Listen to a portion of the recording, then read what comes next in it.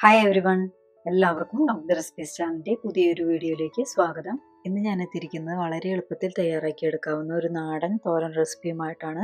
വേറൊന്നുമല്ല, ചക്കക്കുരു കൊണ്ടുള്ള തോരനാണ് ഇന്നത്തെ സ്പെഷ്യൽ. അപ്പോൾ ഇതൊക്കെയാണ് നമ്മുടെ ഇൻഗ്രീഡിയൻസ്. ആദ്യം ഞാനിവിടെ ഇത്രയും അളവിൽ ചക്കക്കുരു പോളയൊക്കെ കളഞ്ഞു വെച്ചിട്ടുണ്ട്.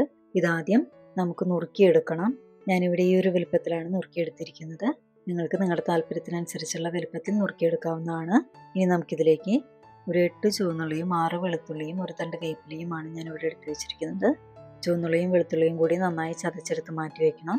പിന്നെ പൊടികളായി 1/2 ടീസ്പൂൺ മഞ്ഞൾപ്പൊടി, 1/2 ടീസ്പൂൺ ചതച്ച മുളക്, 1/2 ടീസ്പൂൺ കാശ്മീരി മുളക് പൊടി എന്നിവയാണ് എടുത്ത് വെച്ചിരിക്കുന്നത്. നിങ്ങൾക്ക് വേണമെങ്കിൽ ചതച്ച മുളകിന് പകരം എരിവുള്ള മുളക് പൊടിയും നിങ്ങളുടെ എരിവിനനുസരിച്ച് ചേർത്ത് കൊടുക്കാവുന്നതാണ്.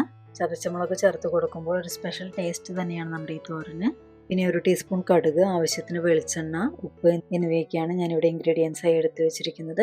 ആദ്യം നമുക്കൊരു കുക്കറിലേക്ക് ചക്കക്കുരുവും 1 ടീസ്പൂൺ ഉപ്പും 1/4 കപ്പ് വെള്ളവും ഒഴിച്ചു കൊടുത്ത ശേഷം 2 വിസിൽ വരുത്തി വേവിച്ചെടുക്കണം. നിങ്ങളുടെ കയ്യിലുള്ള ചക്കക്കുരുവിൻ്റെ വേവിനനുസരിച്ച് വിസിലിൻ്റെ എണ്ണത്തിൽ മാറ്റം വരാം. അപ്പോൾ ആദ്യം ഒരു വിസിൽ അടിച്ചു നോക്കിയ ശേഷം വേവ് കുറവാണെങ്കിൽ മാത്രം ആവശ്യത്തിനനുസരിച്ച് വിസിൽ പിന്നെ വരുത്തിയെടുത്താൽ മതി. ഇനി നമുക്ക് തോരൻ ഉണ്ടാക്കാൻ തുടങ്ങാം. ആദ്യം ഒരു പാനിലേക്ക് 2 ടേബിൾ സ്പൂൺ വെളിച്ചെണ്ണ ഒഴിച്ച് ചൂടായി വന്നാൽ അതിലേക്ക് നമുക്ക് ആദ്യം കടുക് ചേർത്ത് കൊടുക്കാം.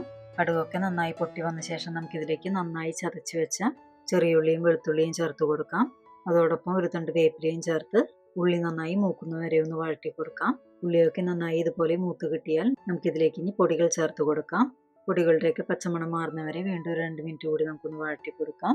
പൊടികൾ ചേർത്ത് കൊടുത്ത ശേഷം സ്റ്റവ് ലോ ഫ്ലെയിമിൽ സെറ്റ് ചെയ്യാൻ പ്രത്യേകം ശ്രദ്ധിക്കണം, അല്ലെങ്കിൽ പൊടികളൊക്കെ പെട്ടെന്ന് കരിഞ്ഞു പോകാനുള്ള ചാൻസ് ഉണ്ട്. പൊടികളുടെ പച്ചമണമൊക്കെ നന്നായി മാറിക്കിട്ടിയാൽ നമുക്ക് ഇനി ഇതിലേക്ക് വേവിച്ച് വെച്ചിരിക്കുന്ന ചക്കക്കുരു ചേർത്ത് കൊടുക്കാം.